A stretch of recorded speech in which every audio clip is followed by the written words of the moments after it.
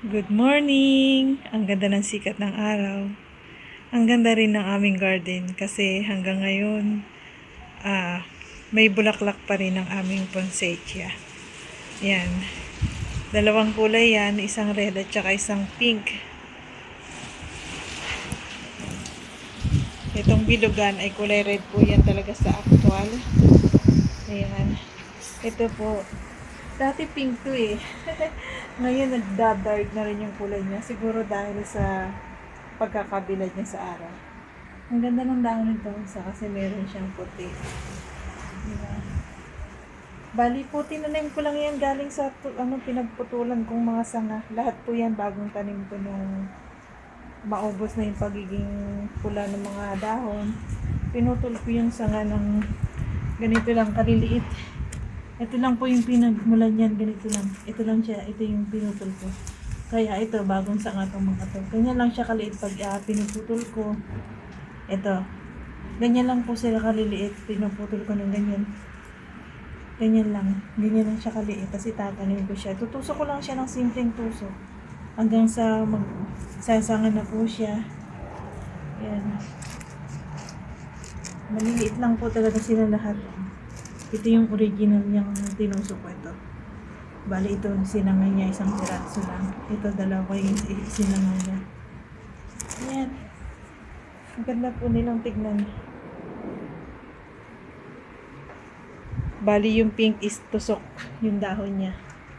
Tapos yung pula, ito pabilog. Ito naman ay aming azalea. Ayan. Nakakatuwa lang silang tingnan. February na pero buhay pa yung aming mga poinsettia.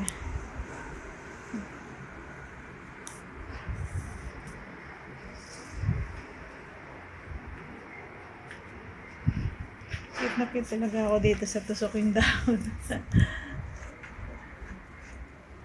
Hello, ayun na, haluan na siya ng green. Malapit na siyang lumipas.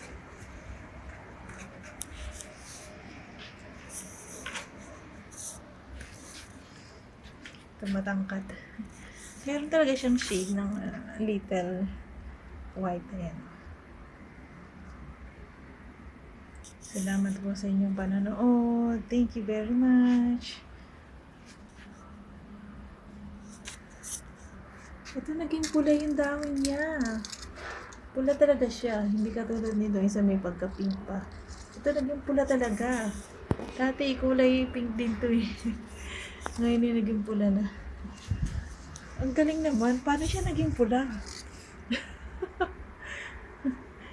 Kasi alam ko lahat ng patusok namin is kulay pink eh.